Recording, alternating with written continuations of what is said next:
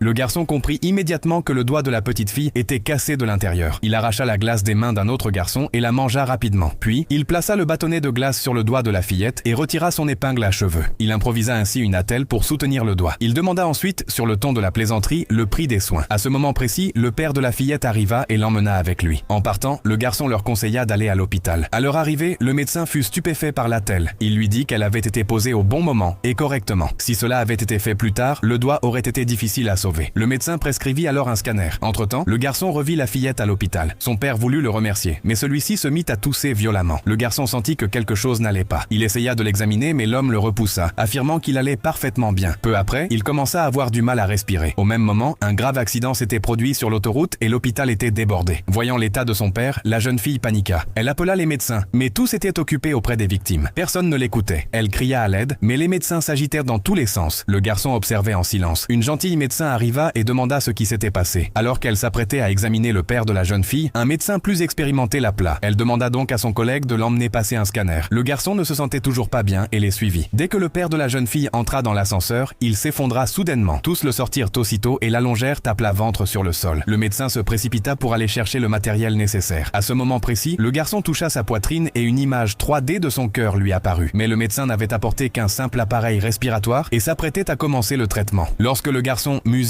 lui demanda d'abord d'examiner son cœur, le médecin constata qu'il s'était arrêté de battre. À cet instant précis, une infirmière accourut avec un défibrillateur et une réanimation cardio-respiratoire fut entreprise. Finalement, grâce à l'aide du garçon, son cœur reprit son rythme cardiaque. Mais une opération d'urgence était nécessaire pour lui sauver la vie. Cependant, à cause de l'accident de la route, tous les chirurgiens étaient déjà occupés. En entendant cela, les larmes montèrent aux yeux de la jeune fille. Elle savait que seul le garçon pouvait sauver son père. Elle se mit à le supplier de l'opérer. Mais opérer dans un autre hôpital pourrait mettre fin à sa carrière médicale. La jeune fille lui prit la main, sortit la seule pièce, musique, qu'elle avait dans sa poche et la déposa dans sa paume. Voyant ses larmes, il décida de l'aider. Il se dit alors que, quoi qu'il arrive, musique ferait tout son possible pour sauver le père de la jeune fille.